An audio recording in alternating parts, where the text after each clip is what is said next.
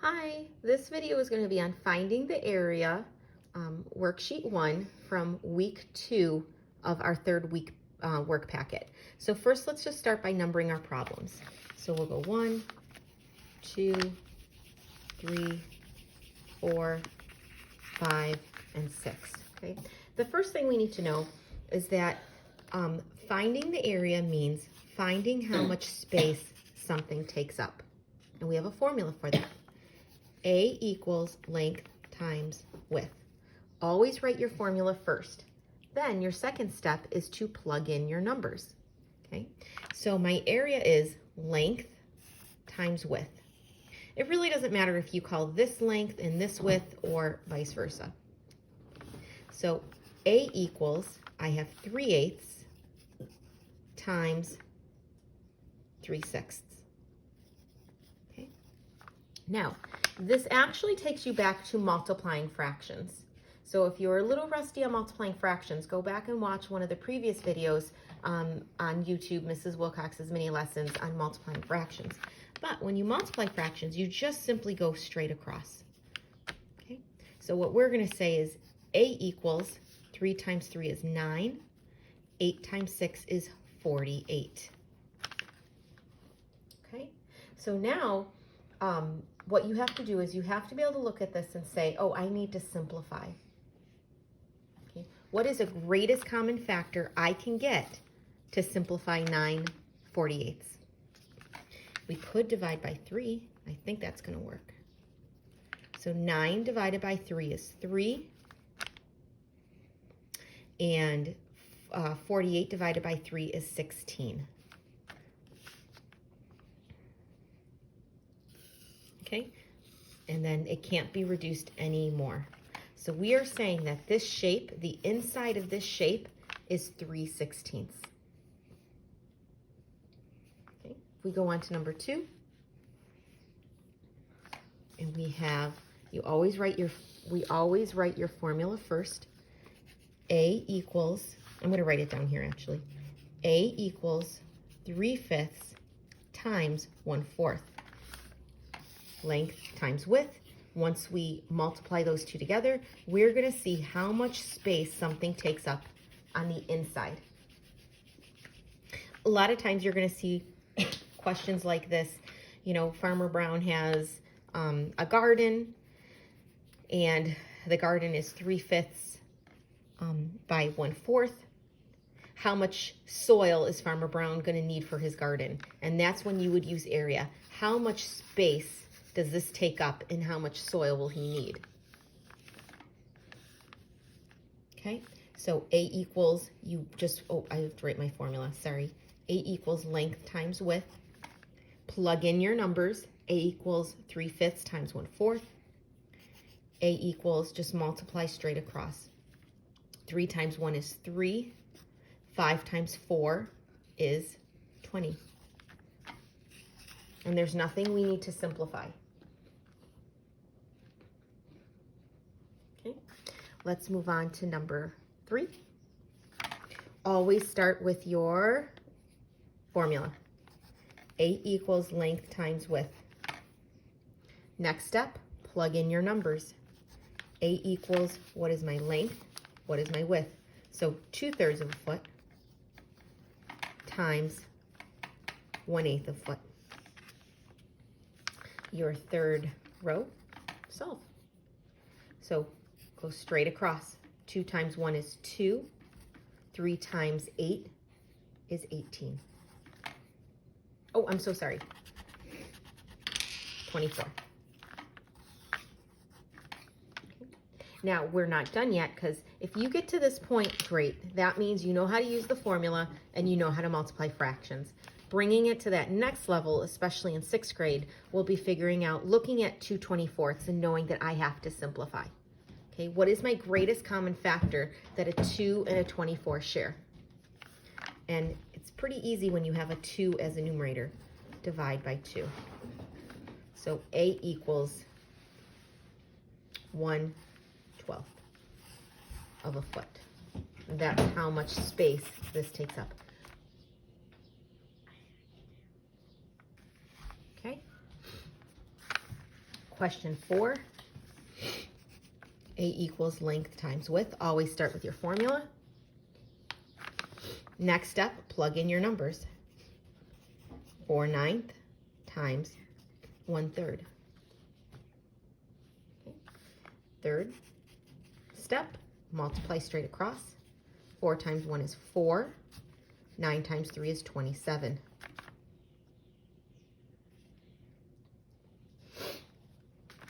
And this cannot be simplified. It is in simplest form already. An easy way to kind of a hint about that is, here's an even number, this is an odd number. This can't be split in half evenly. A little hint there. Okay, question 5, what's our first step? Yes, write the formula. What's our next step? Plug in numbers. So length, now we're talking about millimeters. So 4/6 of a millimeter times 2/4 of a millimeter. Unless we're working with a word problem, I don't put too much focus on what your label is. Right now we're just focusing on understanding. Make sure you get the formula down, make sure you can plug your numbers in, and make sure you know what to do with those numbers. And with multiplication, we go straight across. 4 times 2 is 8. 6 times 4 is 24. Okay, now here's a hint. This is even, and this ends in an even digit. Therefore, you know some simplifying is going to happen. It's just what number do we choose? So common factors of 8 and a 24 can very easily stick out. We can both divide these by 2. We can both divide these by 4. But it's not until we divide them by 8 that we're going to get our simplest terms. And if finding simplifying is tricky, go back to those original videos on the greatest common factor. Okay? 8 divided by 8 is 1. 24 divided by 8 is 3. So our smallest term is 1/3. Now 1/3 of a millimeter is like a pinpoint. It's super, super small. So, don't pay attention too much to the labels right now. Just make sure you understand this process. And our last question, and then you'll be done with this page, is what do you do first? Write your formula. Remind yourself, what does area mean? Area means we're looking to see how much space something takes up. When you were originally counting perimeter, perimeter meant just count the outside. If I had to put a fence up, how much fencing would I need? But now area means if I have to put something inside of that space, how much am I going to need? How much space does this particular measurement take up? Okay. Next step is plug in your numbers. So 3/8 times 2/9. Third step, go straight across. 3 times 2 is 6. 8 times 9 is 72.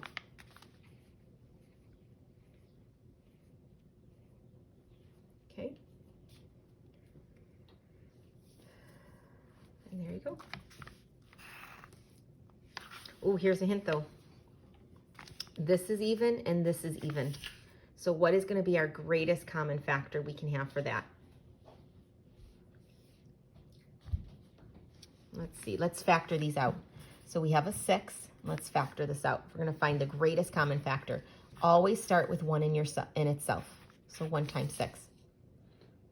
Okay, what else gets me to 6? 2 times 3. And that's going to be it. So now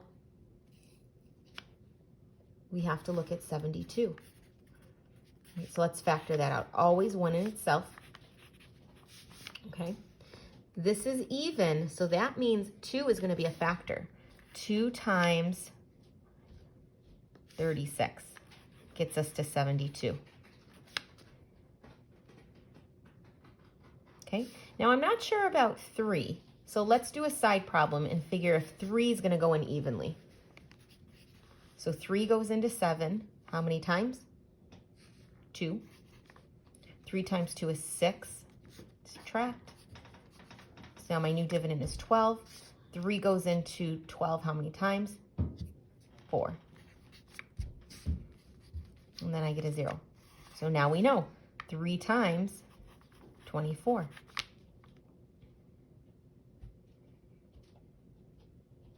So now here's an interesting one. Let's see if we know that this is a common factor and we know if this is a common factor. Let's see if 6 can go into 72. So let's do another side problem. 6 goes into 7 once. 6 goes into 12 2 times. So that means we're going to have a 6 and a 12. So then here is right here. 6 is going to be our greatest common factor. So we divide 6 and 72 by 6, and we get 1/12.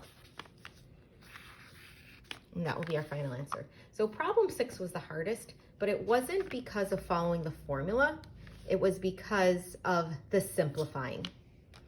And this will take you back, to kind of the middle of the school year. I know we worked on greatest common factor before we had to leave school. So go back and watch those refresher videos. That will be important for 6th grade. Okay, and so here is your worksheet. If you have any questions, please let me know. Bye.